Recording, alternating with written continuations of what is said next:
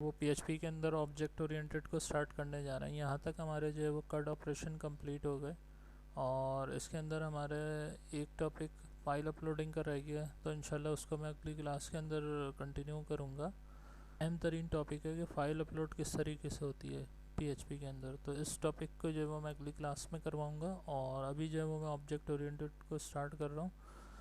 तो क्लास जो होती है बेसिकली आपके पास एक स्ट्रक्चर, आर्किटेक्चर, ब्लूप्रिंट कह लें, बेसिकली ये कहलाती है। और क्लास का जो है क्लास के कीवर्ड से डिफ़ाइन करते हैं। क्लास का हमेशा ऑब्जेक्ट बनता है और हमेशा ऑब्जेक्ट बनाते वक्त जब हमारा न्यू का कीवर्ड यूज़ किया जाता है तो उसमें हमारा जो भी क्लास का नेम होता है उसके आगे लिख दिया जाता है।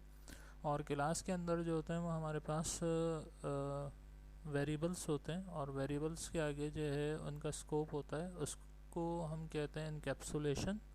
इनकैप्सुलेशन के अंदर जो हमारे तीन कीवर्ड्स यूज़ होते हैं, पब्लिक, प्राइवेट, प्रोटेक्टेड। तो इसको हम देखते हैं इनके स्कोप के हिसाब से जो है इसको देखते हैं कि पब्लिक जो होता है वो पब्लिकली कॉल होता है with in the class, outside the class, in object. और दूसरा इनहेरिटेंस के अंदर भी जो होता है पब्लिक क्या हो जाता है, चाइल्ड क्लास के अंदर जो है वो वैल्यू कॉल कर लेता है। ठीक है, इसी तरीके से हमारे पास जो प्रोटेक्टेड होता है, प्रोटेक्टेड का जो स्कोप होता है आउटसाइड द क्लास नहीं होता, विद इन द क्लास ही होता है और इनहेरिटेंस के अंदर होता है। और इसी तरीके से जो हमारे पास तीसरा कीवर्ड होता है प्राइवेट। तो प्राइवेट जो होता है जिस क्लास के अंदर वेरिएबल डिफाइन किया जाता है ना वो इनहेरिटेंस के अंदर कॉल होता है, ना जो है वो क्लास के बाहर ऑब्जेक्ट में डायरेक्टली कॉल होता है। तो प्राइवेट जो होता है जहाँ डिफ़ाइन किया जाए, चाहे पेरेंट क्लास में डिफ़ाइन किया जाए चाहे चाइल्ड क्लास में डिफ़ाइन किया जाए, यूटिलाइज हो सकता है with in the function, with in the method हम उसको स्कोप के अंदर कॉल करते हैं और फिर उसका जो रिज़ल्ट है उसी के ऑब्जेक्ट के अंदर, उसी के मेथड की कॉलिंग के अंदर हमें शो हो जाता है। तो इस तरीके से जो है वो प्राइवेट हमारे पास वर्क करता है। तो ये हमारे पास इनकैप्सुलेशन होती है। और इनकैप्सुलेशन रियल लाइफ के हिसाब से जो है वो हम कुछ एग्जांपल्स बना लेंगे तो उसके अंदर हम उसको देख लेंगे। इसी तरीके से ये हमारा सेकंड पिलर होता है।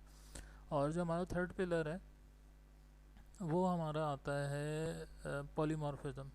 तो पॉलीमॉर्फिज्म के अंदर हमारे पास मेथड ओवरलोडिंग और ओवरराइडिंग आता है। तो पीएचपी में मेथड ओवरलोडिंग नहीं होती, ओवरराइडिंग परफॉर्म होती है।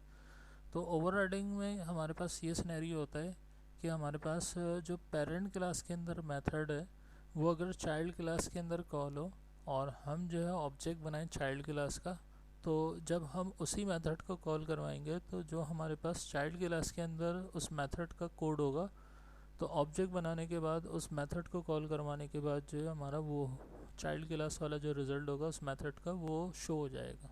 तो इस तरीके से जो है वो हमारे पास मेथड क्या हो जाता है, ओवरराइड। पीएचपी में ओवरलोडिंग परफॉर्म नहीं होती।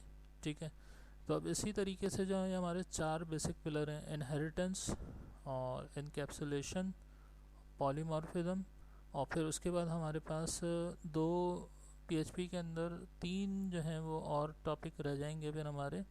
एक हमारी एब्स्ट्रैक्ट क्लास, फिर उसी तरीके से इंटरफेस, इंटरफेस के बाद हमारा रह जाएगा ट्रेड्स, और ट्रेड्स के बाद फिर हमारा रह जाएगा नेम स्पेस। तो ये चार टॉपिक जो है वो हम फिर इन टॉपिक्स के बाद देखेंगे। तो इनको मैं तभी डिस्कस करूँगा, पहले हम अपने बेसिक्स जो ओप्स के पिलर हैं उसको हम देख लेते हैं। ठीक है, तो यहाँ पर जो है वो मैंने बेसिक सा एक आइडिया आपको दे दिया। अब यहाँ पर मैं इसको इम्प्लीमेंट करके दिखाता हूँ। पीएचपी स्टार्ट करी और इसी तरीके से जो मैंने यहाँ पर क्लोज कर दी। क्लास का कीवर्ड हम लिखते हैं। अच्छा, क्लास का नेम जो होता है वो हम कुछ भी लिख सकते हैं, वेलकम की क्लास लिख देते हैं, वेलकम। इसी तरीके से इसका स्कोप बंद हुआ। अब यहाँ पर हमारे पास जो है वो वेरिएबल्स ग्लोबली डिफाइन होते हैं। तो यहाँ पर जो है मैं लिख देता हूँ पब्लिक। ठीक है, और इसी तरीके से मैं यहाँ पर लिख देता हूँ प्रोटेक्टेड। ठीक है, इसी तरीके से मैं लिख देता हूँ प्राइवेट। अच्छा, अब यहाँ पर जो है हम वेरिएबल डिफाइन कर देते हैं $a। ठीक है, अच्छा यहाँ पर हमने इसको लिख दिया इस तरीके से, और इसकी वैल्यू फर्स्ट कर लें, मैं अभी दे देता हूँ नंबर। ठीक है। तो यहाँ पर जो है वो मैंने दे दिया 1, बल्कि हम इसको कर देते हैं 10। और इसी तरीके से प्रोटेक्टेड वेरिएबल की वैल्यू जो है वो यहाँ पर असाइन कर देते हैं, इसको मैंने दे दिया 20। और इसी तरीके से जो है प्राइवेट वेरिएबल हम बना लेते हैं $C is equal to 30।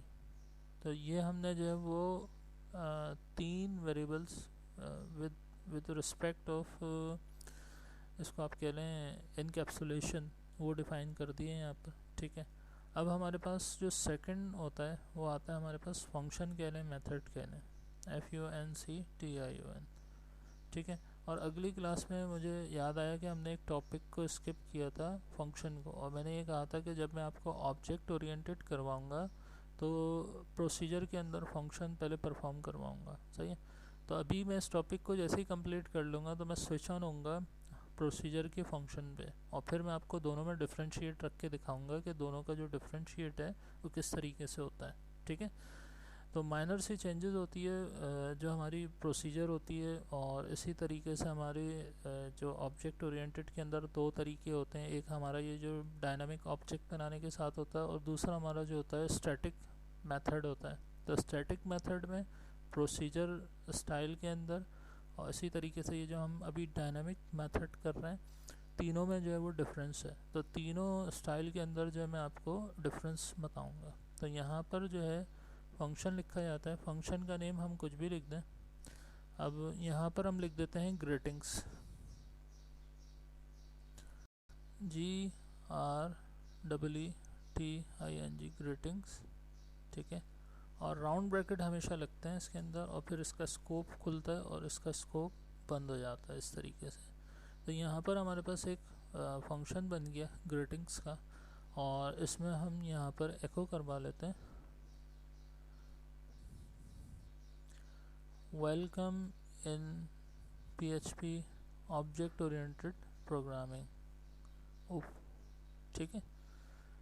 And the value is, अच्छा, अब यहाँ पर जैसे मैं कंट्रोल स्पेस बार दबाऊँगा तो यहाँ पर मेरे पास इंटेलिजेंस आ रही है, मैं लिखता हूँ डॉलर, ठीक है।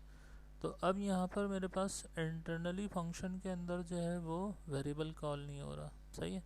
तो इसके लिए हमने काम ये करना होता है, मैं डायरेक्टली भी लिख सकता हूँ, लेकिन मैं यहाँ पर आपको समझाने के लिए लिख रहा हूँ कि डॉलर दिस हम लिखते हैं। अब हमारे पास यहाँ पर जो वेरिएबल का स्कोप होता है ना, उसको इंटरनली कॉल करवाने के लिए जो हमारे पास डॉलर दिस ऑपरेटर होता है, इसको हम लिखते हैं, और इसके ज़रिए जो है फिर आपके पास वेरिएबल जो मेथड के अंदर उसका स्कोप होता है वो कॉल होना शुरू हो जाता है। तो अब ABC यहाँ पर हमारे पास आ रहा है, ठीक है। तो यहाँ पर मैं क्या कर दूंगा, A को सेलेक्ट कर दूंगा। इट मीन्स दैट कि मेरे पास A वेरिएबल की जो 10 वैल्यू है वो इसके अंदर आ गई, ठीक है। अब मुझे यहाँ पर इसको एको के अंदर रखना है, तो सिमिलर मैं इसी तरीके से ही रखूँगा।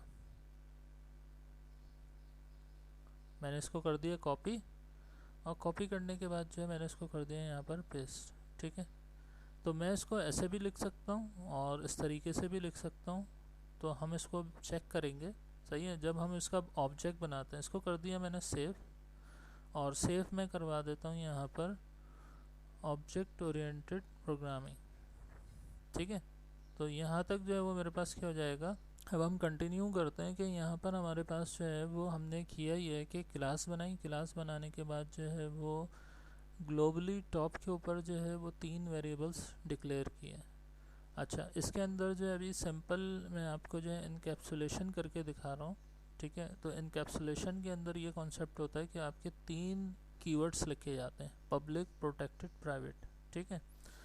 तो अभी जो है वो मैंने यहाँ पर पब्लिक को कॉल करके दिखाया है। इसी तरीके से मैं प्रोटेक्टेड को भी कॉल कर सकता हूँ, इसी तरीके से मैं प्राइवेट को अंदर भी कॉल कर सकता हूँ मेथड के अंदर, ठीक है।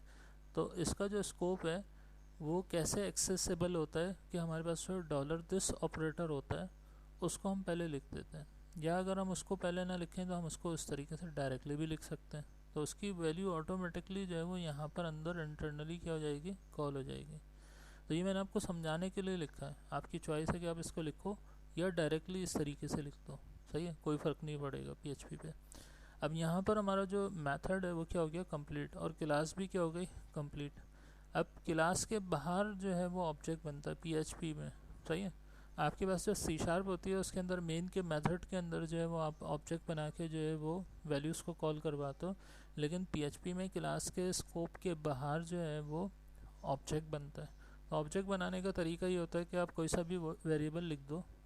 फर्स्ट कर ले, मैं ओबीजे के नाम से एक वेरिएबल बना देता हूँ, और यहाँ पर मुझे चाहिए इज इक्वल टू, क्योंकि मैं वैल्यू असाइन करूँगा ना उसका ऑब्जेक्ट की। तो अब यहाँ पर मेरे पास न्यू का कीवर्ड, हर प्रोग्रामिंग लैंग्वेज में जो है वो न्यू का कीवर्ड जो ऑब्जेक्ट बनाने के लिए कॉल किया जाता है, यहाँ पर भी जो है वो हमारे पास क्या है, ये बता रहा है कि यहाँ पर जितनी भी बिल्ट इन क्लासेस हैं वो, और जो आपने क्लास बनाई है वो भी यहाँ पर क्या हो जाएगी, कॉल हो जाएगी। तो कंट्रोल स्पेस बार दबा देते हैं। तो अब यहाँ पर मेरे पास मेरी क्लास का नेम है वेलकम। मैंने जैसे ही वेलकम लिखा तो यहाँ पर मेरे पास इंटेलिसेंस के अंदर वेलकम लिखा हुआ आ गया। इट मीन्स दैट कि मेरी ये जो ऊपर क्लास बनी है ये कॉल हो जाएगी। तो यहाँ पर जो मैंने लगाया टर्मिनेटर, अब मेरी जो क्लास है क्लास का ऑब्जेक्ट बन गया। अब उसके अंदर मैं वेरिएबल को कॉल करवा सकता हूँ और जो है वो फंक्शन को कॉल करवा सकता हूँ। तो जो मेरे पास पब्लिक वेरिएबल है वो आउटसाइड द क्लास भी कॉल हो सकता है, और मेथड को जब मैं कॉल करूँगा तो मेथड में तो मैंने ऑलरेडी कॉल करवाया $this a करके, सही है, तो वो तब भी कॉल हो जाएगा। तो अब हम ये करते हैं कि जो हमारा ऑब्जेक्ट का वेरिएबल है $obj लिखते हैं, और यहाँ पर हमारे पास इसको हम कहते हैं एरो ऑपरेटर या डॉट ऑपरेटर, ठीक है। तो डॉट बेसिकली इसको कहते हैं, और जिनको डॉट नहीं पता तो वो इसको एरो ऑपरेटर भी कह देते हैं। हमारा डॉट ऑपरेटर आता है। डॉट ऑपरेटर के बाद अब आप देखेंगे हमारे पास पब्लिक वेरिएबल की एक्सेसिबिलिटी यहाँ कॉल हो रही है। इसी तरीके से मेथड भी यहाँ पर क्या हो सकता है, कॉल हो सकता है। तो सबसे पहले जो है वो मैं ग्रीटिंग्स वाले मेथड को कॉल करता हूँ जिसके अंदर हमारा एको हो रहा है, सही है, और इसको सेव करवा के आपको उसका रिज़ल्ट चेक करवाता हूँ। फिर देन उसके बाद मैं वेरिएबल ए को डायरेक्टली एक्सेस करूँगा और फिर उसको एको करके उसका रिज़ल्ट चेक करवाऊँगा। तो यहाँ पर जो हम इसको चेक कर लेते हैं, यहाँ पर हमारा है लोकल होस्ट, ठीक है, और लोकल होस्ट के बाद है हमारा ऑब्जेक्ट ओरिएंटेड प्रोग्रामिंग .php। तो अब यहाँ पर मेरे पास welcome in PHP object oriented programming and the value is 10 लिखा हुआ आ गया। इसमें हुआ क्या है, बिल्कुल ही आसान है, क्योंकि मैंने इस मेथड को कॉल करवाया है। तो अब इस क्लास का जब ऑब्जेक्ट बन चुका है तो उसने बेसिकली यहाँ पर इसको देखा, और यहाँ पर जो है वैल्यू कॉल हो रही थी। तो वैल्यू कॉल होने के लिए जो है अगर मैं इसको कमेंट भी कर देता हूँ यहाँ पे और डायरेक्टली, तो ये तब भी जो है वो मुझे रिज़ल्ट शो करेगा, ठीक है। तो स्टिल नो मैटर, कोई फ़र्क नहीं पड़ता कि आप इसको इस तरीके से ऊपर लिख लें या इसको डायरेक्टली लिख लें। डायरेक्टली लिख लेंगे वो ज़्यादा बेहतर है, आपका जो लाइन है वो सेव हो जाएगी, टाइम है वो सेव हो जाएगा, और आप डायरेक्टली इसको ऐसे भी कॉल कर सकते हैं। तो ये तो हो गया आपका मेथड कॉल। अब मुझे पब्लिक को डायरेक्टली कॉल करना है वेरिएबल को, तो मैं इसी वेरिएबल के बिहाफ पर $obj, सही है, और फिर हमारे पास आ जाएगा डॉट ऑपरेटर, और अब मैं वेरिएबल को एको करवा दूंगा। यहाँ मेरे पास इंटरनली एको लिखा हुआ था, मैंने मेथड को कॉल किया था तो उसने रिज़ल्ट दिखा दिया था। अब मैं डायरेक्टली इस वेरिएबल को एक्सेस कर रहा हूँ, यहाँ सिर्फ वेरिएबल उठकर जा रहा है, एको नहीं लिखा हुआ, तो लिहाजा वो रिज़ल्ट को नहीं दिखाएगा जब तक मैं इससे पहले एको ना लिखूँ। तो मैं यहाँ लिखूँगा एको और इसको करवा दिया सेव। अब ये मुझे एक ही लाइन के अंदर जो है वो उसी के आगे 10 दिखा देगा, तो लिहाजा मुझे br लगाना है। तो यहाँ पर मैं लिख सकता हूँ इस तरीके से br। तो अब मुझे नेक्स्ट लाइन के अंदर जो है वो ये 10 वाली वैल्यू शो होगी। इसको चेक कर लेते हैं। यहाँ पर मैंने किया रिफ़्रेश, तो मेरे पास जो है वो अब 10 आ गया। अच्छा, अब हम ये काम कर रहे थे कि हमने जो है वो अपनी चाइल्ड क्लास एक बना ली थी, और उस चाइल्ड क्लास के अंदर जो है वो हमने एक मेथड बना लिया, और उसके अंदर जो है वो हमने अपने प्रोटेक्टेड वेरिएबल जो पेरेंट क्लास के अंदर डिक्लेयर किया था उसको यहाँ पर स्कोप में कॉल करवा दिया। $this और डॉट ऑपरेटर, और उसके बाद फिर हमने प्रोटेक्टेड वेरिएबल की वैल्यू को यहाँ पर कॉल करवा दिया। तो ये हमारी जो है वो चाइल्ड क्लास बन गई और उसके अंदर एक मेथड बन गया, ठीक है। और उस मेथड के अंदर जो है वो हमने प्रोटेक्टेड वैल्यू को कॉल करवा लिया। अब सेकंड काम फिर मैंने ये किया कि मैंने इसी का ऑब्जेक्ट बनाया। ऑब्जेक्ट बनाने के बाद फिर इसी मेथड को कॉल करवाया और इसका रिज़ल्ट शो करवाने के लिए, क्योंकि इनहेरिटेंस के अंदर जो है वो पेरेंट क्लास में अगर प्रोटेक्टेड वेरिएबल होंगे तो उनका स्कोप यहाँ पर कॉल हो जाएगा। तो लिहाजा वहाँ पर मेरे पास 20 है, तो 20 जो है वो यहाँ पर आ गया। और जब इसके ऑब्जेक्ट में बनने के बाद फिर मैंने इस मेथड को यहाँ पर जब कॉल किया तो यहाँ पर मेरा जो है वो इको हो जाएगा 20, क्योंकि यहाँ इको लिखा हुआ है, मुझे यहाँ इको लिखने की ज़रूरत नहीं है, सही है। तो यहाँ पर ये वैल्यू जैसे ही प्रिंट हो गई। अब फिर थर्ड काम मैंने ये किया कि मेरी रिक्वायरमेंट थी कि चाइल्ड क्लास के अंदर पेरेंट क्लास के मेथड को कॉल करूँ। तो लिहाजा मैंने क्या काम किया, ये यहाँ पर मैंने पेरेंट क्लास के मेथड को कॉल करवा दिया। तो अब दोबारा से जो वो यहाँ पर ग्रीटिंग कॉल हो गया, सही है। तो ये मैंने अभी तक काम किया था। अब जो नेक्स्ट काम मैं करने जा रहा हूँ वो मैं ये करने जा रहा हूँ कि प्राइवेट जो मेरे पास वेरिएबल है, अब इसकी वैल्यू को कॉल करना है। तो उसका तरीका इस तरीके से होता है कि आप जो है वो जहाँ डिफ़ाइन हो, अब ये अगर चाइल्ड क्लास के अंदर भी मैं आपको जो है वो प्राइवेट वेरिएबल जो है डिक्लेयर करके दिखाऊंगा, उसी के मेथड के अंदर कॉल कर सकता हूँ। तो जहाँ अब ये रिक्वायरमेंट पर डिपेंड करता है कि आप किसी क्लास में प्राइवेट वेरिएबल को जहाँ डिफ़ाइन कर रहे हैं और आपकी रिक्वायरमेंट के तहत फिर आप उसको वहीं मेथड के अंदर कॉल कर सकते हैं, ठीक है। तो अब यहाँ पर मैंने कंट्रोल स्पेस बार दबाया और यहाँ पर जो है वो मैंने फिर सी प्राइवेट वेरिएबल को कॉल करवा दिया। अब यहाँ पर मैं ये भी लिख सकता हूँ and the private variable VARIAB variable value इस, और यहाँ पर हमारे पास क्या हो जाएगा, $this ठीक है। तो इस तरीके से जो है वो यहाँ पर कॉल हो जाएगा। अब वही मेरी बात कि मैं इसको कमेंट कर दूँ तो कोई फ़र्क नहीं पड़ेगा, क्योंकि मैं इसको डबल कोटेशन में डायरेक्टली कॉल कर रहा हूँ, लिहाजा ये डायरेक्टली भी कॉल हो जाता है, सही है।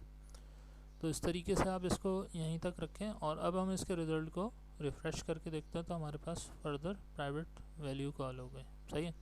अब आपने क्या डिफरेंस देखा कि जो इनहेरिटेंस हुई थी, इनहेरिटेंस के अंदर इसके बिहाफ पर जो है वो प्राइवेट वेरिएबल की वैल्यू भी क्या हो गई, इसके अंदर कॉल हो गई, क्योंकि हमने इसको अलहदा से कॉल करवाया ना।